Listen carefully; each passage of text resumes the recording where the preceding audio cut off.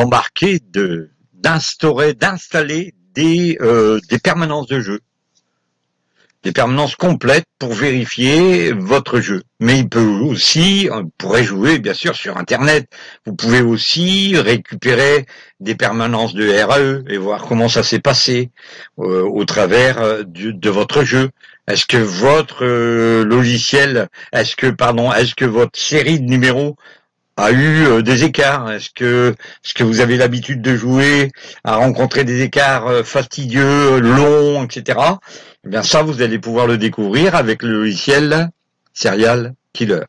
Ce logiciel est un logiciel que j'ai fabriqué en code Python, bien sûr, comme d'habitude, mais il va vous aider à mieux comprendre ce que sont les écarts dynamiques. Vous savez qu'en termes d'écarts, en statistiques de jeu, il y a des écarts directs, indirects, des écarts pondérés, des écarts... Vous voyez, il y a des tas d'écarts qui permettent de savoir à quel moment le jeu de votre série est faisable, réalisable. Alors, ici, pour ma part, je vais prendre une vidéo qui va expliquer, selon une permanence enregistrée, donc des permanences que j'ai, bien sûr, je vais les installer et on va voir si effectivement ma permanence a donné des résultats. D'accord? Donc ici, comment faire? Eh bien, on va rentrer la série. Voilà. Et imaginons, je vous dis, je veux vérifier 1, 4, 7, toujours une virgule entre les numéros, hein, 33, virgule, j'ai oublié le 17, pardon. Donc je reviens, 17, virgule, 33, virgule, et 34. Mais, si vous voulez tester une autre série, peu importe laquelle, par exemple la zone du 0, eh bien, vous allez avoir un point virgule à rentrer. Point virgule simplement. Et vous allez mettre le 0, encore une virgule, le 3, virgule, le 12, virgule, le 15, virgule, je vais faire simple, hein, 25, virgule, 26, virgule, 32, virgule, et 35, c'est terminé.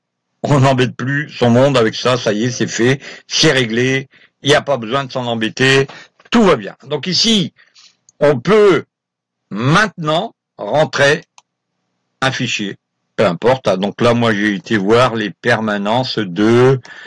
Pas obligé d'aller voir celle-là, on va aller voir les permanences alors 100, ici, code Python, non, c'est pas ça. On va rentrer 200. Voilà. On voit ici une permanence réalisée de 200 tours et le fichier, on vous dit, il est importé. Importé, c'est correct.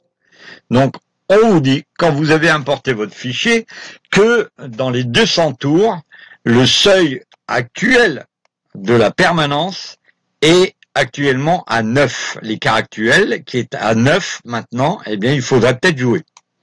Là, on vous donne l'écart dynamique, ce dont je n'avais pas parlé. Un écart dynamique, c'est un écart qui se recalcule à chaque fois que vous avez un numéro de la permanence de votre série qui revient et qui sort. Donc à chaque fois, il y a un recalcul. Le code Python fait un tri et reprend votre écart dynamique. Donc à chaque fois, tout au long du jeu, vous allez avoir votre écart qui va se reproduire, mais à chaque fois, il sera recalculé. Donc c'est un avantage indéniable de ce logiciel, je peux vous le confirmer. Donc ici, on voit que notre écart sur la zone du 0 est de 4,75. Je fais OK. Et je peux aussi observer les écarts dynamiques que vous avez là. Mais ça va être rentré 2 fois, 3 fois. Si par exemple je joue le 8, bah ça continue. Ça vous dit, faites gaffe, votre écart est en train de passer à 10. OK? Imaginons je rentre le 7. Hop, l'écart il n'est plus là. Terminé. Le 7 a été rentré. Et votre permanence a été analysée complètement et elle peut vous aider à forcément faire beaucoup de bénéfices en jouant, tenez-vous bien, au bon moment. Ce n'est pas le tout de jouer des numéros sans arrêt, de façon, ce qu'on appelle en activité à 100%, si c'est pour ne pas gagner. Autant jouer quand c'est le moment. Et le logiciel Serial Killer est là pour vous aider. Donc j'espère que ce logiciel, j'en dis pas trop, ça sert à rien, c'est à vous de venir me voir pour que je vous fasse une démonstration. Je serai ravi de la faire pour vous et on pourra ensemble, bien sûr, vous faire voir comment fonctionnent ces deux logiciels. On se dit à très vite, à bientôt, de l'autre côté.